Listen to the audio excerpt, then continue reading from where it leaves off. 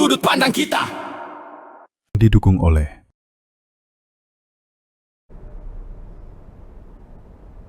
Terima kasih Anda kembali bersama kami di POV Sudut Pandang Kita. Bersama Pak Joni tentunya. Tadi ini banget ya, udah panas banget nih. Kalau ngomongin suku bunga naik, cicilan naik nih, Iya. kan? Nah itu gimana? Kita kayak maju kena, mundur kena nih jadinya. Kriminalitas tinggi, pariwisata jadi nggak ada yang datang kalau misalnya kan pada takut. Betul. Apakah dampaknya itu udah terasa nggak sih di daerah-daerah destinasi sekarang? Akan tersebar, dampaknya tersebar ke seluruh Indonesia. Jadi ini akan menjadi masalah nasional kita. Tidak hanya cerita soal destinasi tourism. Iya. Jadi bukan hanya masalah pariwisata. Kalau kondisi sekarang adalah masalah nasional. Udah Makanya masalah nasional ya? hanya kebijakan pemerintah, istilahnya hanya menunggu perintah Pak Presiden kita ya, bagaimana Pak Prabowo bisa mengambil kebijakan untuk menyelamatkan semua industri di dalam negeri. Wah, tapi ya pasti tentunya butuh sebuah strategi dan langkah yang cepat gitu ya. Iya. Mengingat ini kan berjalan dengan waktu. Ngaruh nggak sih Pak Joni kalau misalnya kita melihat ini kan sebenarnya banyak ya long weekend dan sebentar Iya. lagi kita juga akan menghadapi long weekend yang cukup panjang gitu. Ini kan sebenarnya waktunya masyarakat untuk berlibur. Iya. Tapi bagaimana nih kalau kita lihat dengan kondisi sekarang, ada nggak sih pengaruhnya dengan long weekend yang banyak ini? Kalau uang penghasilan untuk makan saja tidak cukup, mau long weekend kemanapun, Iya juga sih, iya. emangnya gratis? Kan enggak, butuh dana. Jadi long weekend jadinya hanya jadi penghuni pulau kapuk. Hanya buat tidur-tiduran di rumah. Habis mau kemana coba? Iya, Asal kita jalan pasti duit. Iya, benar. Iya. Kalau misalnya nggak ada duit terpaksa cicilan, tapi cicilan bunganya lagi tinggi, gimana dong, pusing. Mau dibayar pakai apa? Iya benar. Nah ini berarti kan kalau misalnya nih, ini jadi sebuah kalau bisa dibilang isu lagi kan untuk sektor ya industri perhotelan, restoran yang tentu ini sangat-sangat berharap kan akan ada mobilitas yang tinggi untuk bisa menyelamatkan dana operasional yang kemarin lesu gitu. Nah kalau misalnya begini, hotel-hotel sama restoran kira-kira bakal ngapain sih kalau misalnya kondisinya kayak gini nih? Iya, tidak akan menyelesaikan masalah selama makronya tidak dibenahin. Karena makro itu nanti akan mempengaruhi mikroekonomi. Jadi makronya kalau masih sulit, otomatis akan menjalar ke mikro-mikronya. Nah, jadi kebijakan-kebijakan makro mesti cepat diambil tindakan, bagaimana membantu mikro di bawah supaya bisa bergerak. Kuncinya cuma satu kok, di daya beli masyarakat. Masyarakat itu jangan sampai nganggur, jangan sampai nggak ada kerjaan, jangan sampai nggak punya duit. Itu aja. Asal masyarakat punya duit, semua aman. Iya, betul. Iya kan? Semua bisa dikendalikan. Mereka punya duit, mereka happy, habis gajian, punya sisa uang, bisa buat cicilan, bisa buat jalan-jalan, keluarganya bahagia, pasti semua problem solve. Iya sih. Tapi begitu dia tidak punya duit, tidak hanya masalah pembelanjaan, masalah sosial, masalah keluarga pun timbul. Pasti cekcok keluarga bertambah. Iya, terbukti ya waktu pandemi kan ya. Banyak pengangguran, banyak perceraian. Betul, itu akan terjadi. Iya. Nah, jadi masalah sosial akan merambat kemana-mana.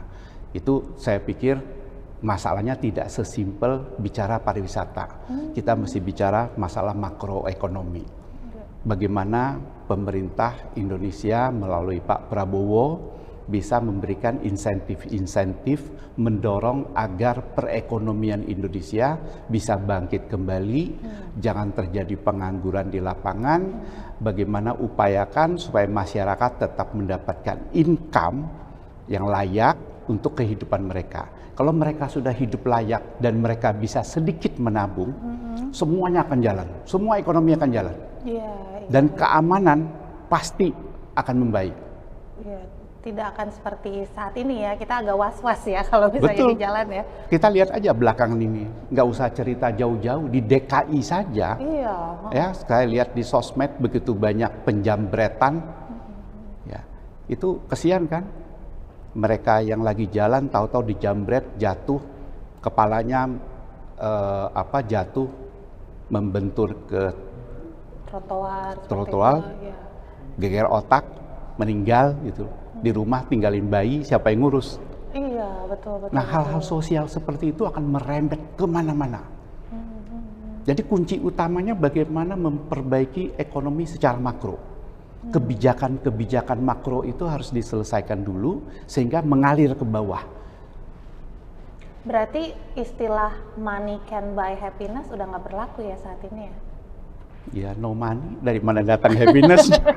Kan katanya no money no cry. Kalau ini no money cry beneran sih ya Pak Joni ya. Betul.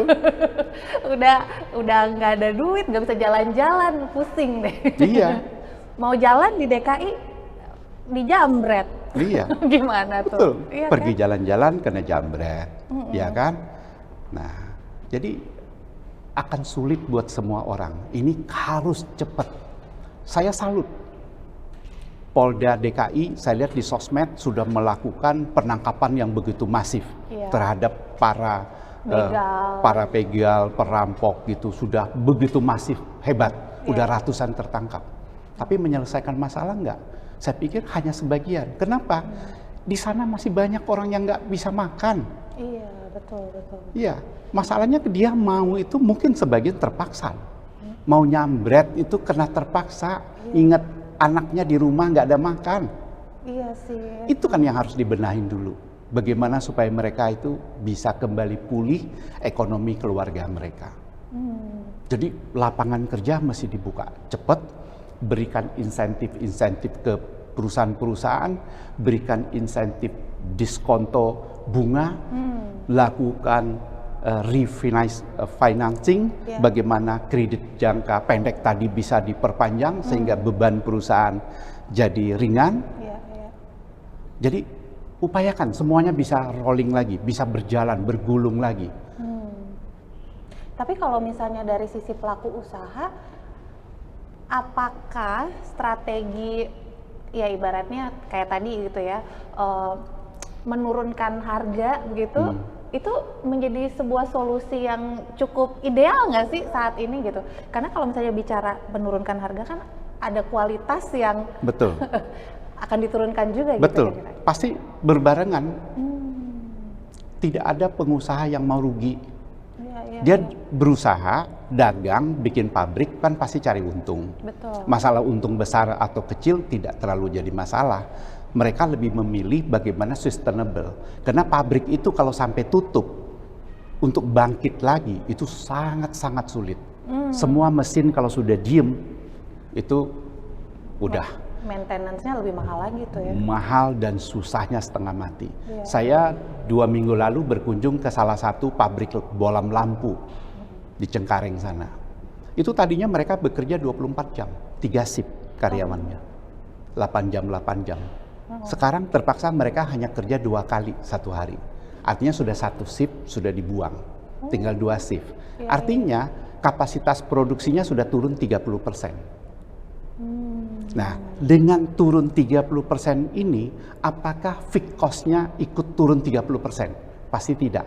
Karena fixed cost itu tidak sejalan sejajar dengan variable cost. Iya, betul. Tetap harus ditanggung ya. Betul, fixed cost-nya harus tetap ditanggung. Nah, akibatnya satuan barangnya kan menjadi lebih mahal. Sementara daya serap dari masyarakat menjadi kecil. Jadi kalau tadinya dia jual 15.000 satu lampu, itu dia masih untung 2.000. Sekarang dia jual 15.000 mungkin sudah nggak untung. Hanya mempertahankan bagaimana pabriknya tidak tutup. Sementara masyarakat disuruh beli lampu 15.000, udah nggak mampu. Dia cari yang 12.000. Akhirnya mencari apa? Kualitas yang makin rendah. Itu tadi ya. Ibaratnya ya ada harga yang harus dibayar lah ya. Betul. Begitu kita akhirnya ini untuk mode bertahan begitu kan. Betul. Saat kita harus menurunkan harga, ada kualitas juga. Tapi itu idealnya seperti itu nggak sih Pak Joni? Kalau misalnya kan kalau kita bicara namanya di servicing atau hospitality itu kan justru kualitas yang utama.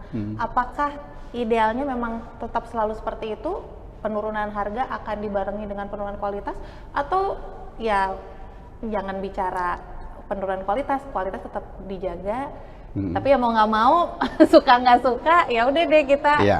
Itu gimana? Saya minggu kemarin pergi makan ke salah satu restoran. Jadi dia bilang, Pak, mohon maaf, harga kami naikkan 10% dari yang biasa Bapak makan. Oh, mereka secara gamblang Secara, itu ya? tapi kami tidak menurunkan kualitas. Bapak keberatan nggak? Gitu. Karena modal kami semuanya naik. Iya. Jadi pendekatannya cuma dua. Dia menaikkan harga, atau dia mengurangi porsi, atau mengurangi kualitas. Nah, tinggal kita konsumen, kita mau tetap makan yang berkualitas, kita bayar lebih. Nah, itu bisa terjangkau hanya kepada mereka yang menengah ke atas. Yang menengah ke bawah, pasti pengennya seperti biasa. Kalau gua biasa makan satu porsi, misalnya 100.000, gua tetap mau bayar 100.000. Dengan kualitas yang sama tentunya, dengan porsi yang sama. Betul. Nah, dengan kualitas yang sama, porsi yang sama, ini tidak bisa dikerjakan oleh outlet. Kenapa? Modal mereka naik. Iya. Bahkan Modal mereka naik. 10% ya? Betul. Akibatnya apa? Akibatnya mereka menurunkan kualitas atau mengurangi porsi. Ujung-ujungnya siapa yang dirugikan? Tetap aja masyarakat. Iya. Balik lagi konsumen kok. Iya. Sementara apalagi kalau udah langganan di situ gitu kan, mau protes juga gimana? Betul. Tapi kalau misalnya kita lihat kondisi saat ini kan sebenarnya sudah dari tahun lalu ya. Kita nggak tahu nih ternyata akan bertubi-tubi nih. Tapi ternyata sebelumnya bahkan kebijakan untuk efisiensi pemerintah nih cukup berpengaruh juga ya.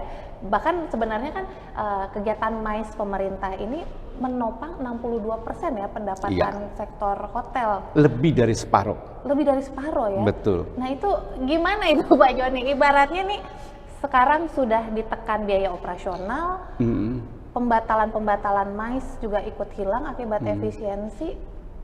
Terus hotel-hotel cari segmen pasar apa lagi nih sekarang berarti? Iya, banyak hotel dengan melakukan caranya yaitu merumahkan karyawan. Oh, mau nggak mau ya itu ya? Iya. Yang kedua, mempekerjakan karyawan setengah bulan. Kalau tidak merumahkan. Kalau jumlahnya tetap dijaga, yaitu dibayar setengah bulan, tapi dia juga masuk setengah bulan. Setengah bulan lagi dia boleh kerja bebas di luar. Artinya boleh ngojek, boleh ini, boleh itu kan. Nah, jadi mereka dilepas untuk kerja setengah bulan. Itu mungkin salah satu way out yang cukup bagus untuk sementara waktu. Tapi ini kan tidak bisa berlama-lama. Kalau porsi MICE itu turun 64%, kita juga harus lihat unsur dari tourism sendiri turun berapa persen. Iya. Turun sebenarnya. Pasti turun, karena perjalanan turun kan? Betul. Ya, kalau perjalanan turun, wisatawan turun, katakanlah 20% sampai 30%. Jadi hotel itu hanya kebagian tinggal sedikit. Nah, ini akan kembali seperti masa pada saat COVID. Kalau hotelnya ada 100 kamar yang beroperasi, yang 80 diistirahatkan, ditutup sementara. 80 ditutup. Nah, ada yang 10 floor, 8 floor dimatikan semua, listrik, AC semuanya dimatikan. Di OO-kan dulu istilahnya hotel itu. Oh, itu istilahnya di OO-kan dulu. Di OO-kan dulu. Ya, tinggal 20% beroperasi. Tapi kalau 20% beroperasi, berapa banyak karyawan yang dibutuhkan? Tentu sedikit. Sebagian karyawan mesti di layout. Mereka jadi pengangguran di luar. Ini akan menjadi beban sosial yang sangat berat bagi pemerintah daerah. Terus pemerintah daerah itu akan turun pendapatnya secara sangat signifikan. Kenapa? Setiap orang nginep di hotel atau makan di restoran, itu kan kena pajak hotel dan restoran 10%. Pemerintah daerah akan kehilangan berapa banyak income dari sektor pariwisata. Jadi yang kepukul nggak cuman pemerintah daerah, semua industri akan terpukul. Bahkan ibaratnya target penerimaan pajak daerah yang tadinya seharusnya salah satunya bisa menjadi dari sumber sektor pariwisata begitu ya, hotel dan restoran ini, ya akibat MICE ini, efisiensi MICE ini ya tidak akan tercapai begitu ya target pajak tersebut ya. Nah ini sebelum lebih lanjut, ini ada sahabat Eljon yang ingin juga bertanya gitu ya, mengeluarkan curhatnya langsung sama Pak Joni ya. Ini ada @Ketifanis. Pak, supaya nggak terlalu bergantung pada acara pemerintah, apa sih yang harus dilakukan hotel agar tetap rame gitu? Ya, hotel harus satu melakukan efisiensi. Oh, tetap harus efisiensi ya? Tetap harus menunjukkan efisiensi. Kenapa? Karena sekarang masyarakat dengan susahnya ekonomi semakin selektif. Oh, iya. Semakin selektif. Betul. Kalau ada satu restoran buffet yang menawarkan makan siang 300.000 dengan 40 pilihan menu. Iya. Sementara ada orang lain yang dengan kreatif menaikkan menunya jadi 50 dengan harga yang sama, mereka akan lari mencoba yang 50 tadi. Iya, betul. Ya kan? Iya, jadi betul. kalau dia tidak efisiensi, dia tidak kreatif, dia akan ditinggal. Nah, jadi pengusaha hotel, pengusaha restoran tidak bisa tinggal diem. Dia harus semakin kreatif dan semakin cost efisiensi, baru dia bisa bertahan. Berarti apakah semakin banyak promo, semakin banyak ya diskon itu salah satu agar tetap ramai begitu ya? Betul. Oh, diskon-diskon promo itu yang selalu kita incer juga biasanya ya. Ada satu pertanyaan lagi nih Pak Joni dari @Ahmad Fahri. Setelah pemerintah mulai menghemat anggaran, apa sih perubahan yang paling terasa di industri hotel? Tadi itu ya banyak dirumahkan ya. Iya. Akhirnya ya. Ya, karena kegiatan MICE itu saja menyumbang 62% dari kegiatan dari sebuah industri pariwisata kan, di hotel di mana-mana. Itu 62% itu angka yang sangat besar karena sisanya cuma 38. Ya kan? Betul. Dengan sisa segitu, sementara turis juga turun, itu porsinya tinggal sedikit banget. Nah, idle capacity dari semua industri pariwisata tuh jadi gede banget. Iya. Jadi besar. Tapi ini pertanyaannya sekarang adalah apakah artinya sektor hotel begitu sangat-sangat bergantung pada MICE pemerintah? Tapi jangan dijawab dulu, tenang, sabar. Dan sahabat Eljon, tetaplah bersama kami di POV Sudut Pandang Kita. Kami segera kembali. POV Sudut Pandang Kita Didukung oleh